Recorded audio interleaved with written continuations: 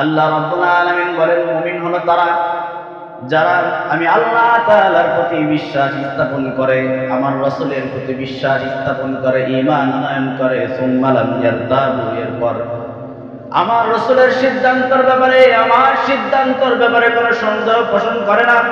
ওয়াজাহাদু বিআমওয়ালিহিম ওয়া আনফুসিহিম ফি সাবিলিল্লাহ, এরপর তাদেরকে আমি যে জান দিয়েছি, যেই মাল দিয়েছি, সেই জান এবং মাল দিয়ে আমার দিন কায়েমের জন্য যারা লড়াই করবে, আল্লাহ রাব্বুল আলামিন বলেন, উলাইকা হুমুস সাদিকুন, ঈমানের দাবিতে এই সমস্ত ব্যক্তিরাই হলো সত্যবাদী।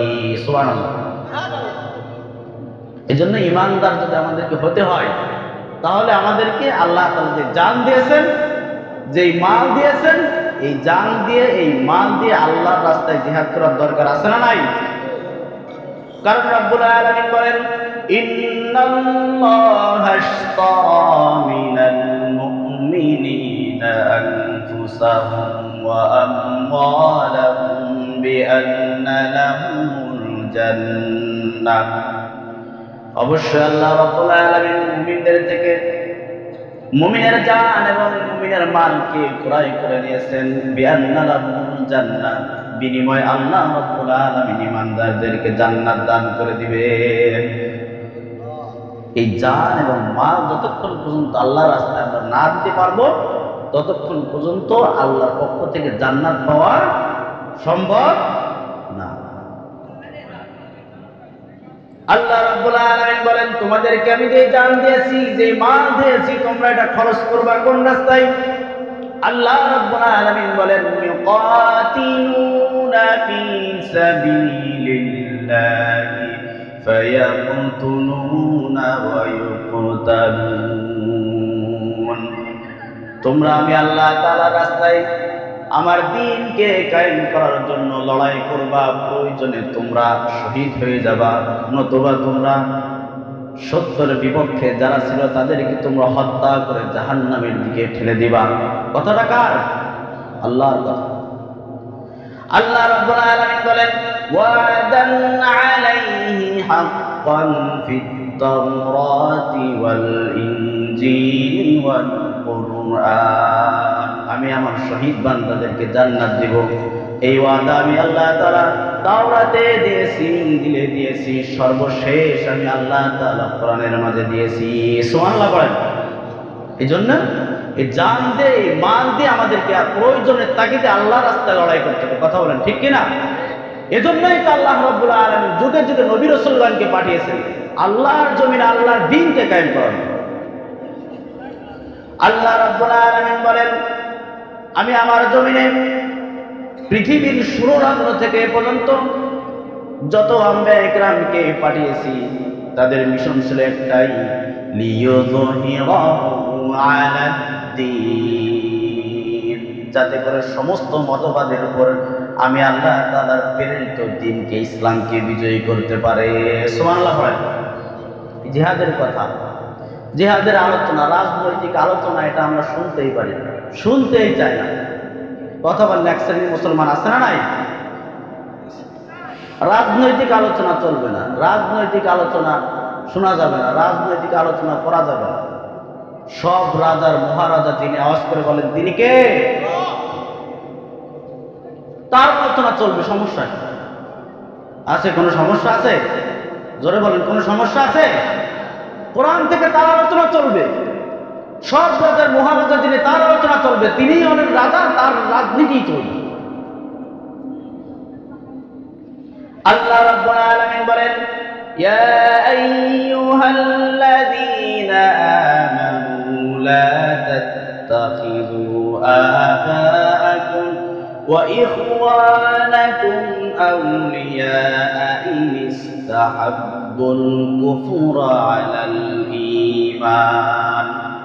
ইয়া আইয়ুহাল্লাযীনা আমানু, হে ঈমানদাররা, লা তাত্তাখিযু আবাআকুম ওয়া ইখওয়ানাকুম আউলিয়া, তোমরা তোমাদের ভাইদেরকে, তোমরা তোমাদের বাবাদেরকে অভিভাবক রূপে তোমরা গ্রহণ করবে না, যদি তারা আইন ইস্তাহাব্বুল কুফরা আলাল ঈমান, যদি তোমার ভাই, যদি তোমার বাবা ঈমানের পরিবর্তে কুফরিকে পছন্দ করে, তাহলে এই বড় ভাই এবং এই বাবাদেরকে কখনো অভিভাবক রূপে মানা যাবে। এটা আল্লাহ তাআলার সিদ্ধান্ত। যারাই ঈমানের পরিবর্তে কুফরিকে পছন্দ করবে সে আমার নেতা হতে পারে না, সে আমার অভিভাবক হতে পারে না। বরঞ্চ তাদের ব্যাপারে আল্লাহ রাব্বুল আলামিনের ঘোষণা, জিহাদের ঘোষণা। সুবহানাল্লাহ বলেন। আল্লাহ রাব্বুল আলামিন বলেন, ইয়া আইয়ুহান নাবিয়্যু জাহিদিল কুফফারা ওয়াল মুনাফিকিনা ওয়াগলুয আলাইহিম ওয়া মাওয়াহুম জাহান্নাম ওয়া বি'সাল মাসীর। আল্লাহ রাব্বুল আলামিন বলেন, ইয়া আইয়ুহান নাবিয়্যু, হে নবী, জাহিদিল কুফফারা ওয়াল মুনাফিকিন, আপনি কুফফার, কাফের এবং মুনাফিকদের বিরুদ্ধে জিহাদ করুন। ওয়াগলুয আলাইহিম, আপনি তাদের ব্যাপারে শক্ত হন। ওয়া মাওয়াহুম জাহান্নাম ওয়া বি'সাল মাসীর। আল্লাহ রাব্বুল আলামিন বলেন, এই মুনাফিকদের জন্য আর এই কাফেরদের জন্য তাদের নির্দিষ্ট স্থান হলো জাহান্নাম। ওয়া বি'সাল মাসীর, স্থান হিসেবে জাহান্নাম এটা কতই না নির্দিষ্ট স্থান। ওদের সাথে কোনো বন্ধুত্ব নাই।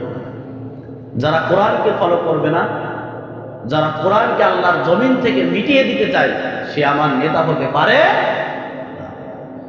আল্লাহ রাব্বুল আলামিন বলেন, যারা কোরআন থেকে নিজেদেরকে গুটিয়ে রাখে এরাই হলো সমাজের সব থেকে শয়তান পরিচালিত মানুষ।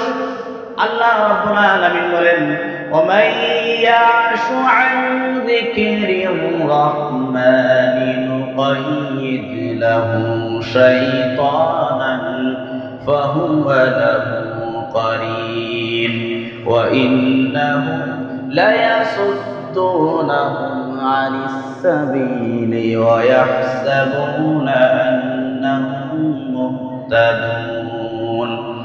আল্লাহ রাব্বুল আলামিন বলেন, যারা কোরআন থেকে নিজেদেরকে গুটিয়ে রাখে, ওমাইয়া আন যিকরির রহমান নুকাইয়িদ লাহু শাইতানান, আমি আল্লাহ রাব্বুল আলামিন তাদের উপরে এক শয়তানকে নিযুক্ত করে দেই।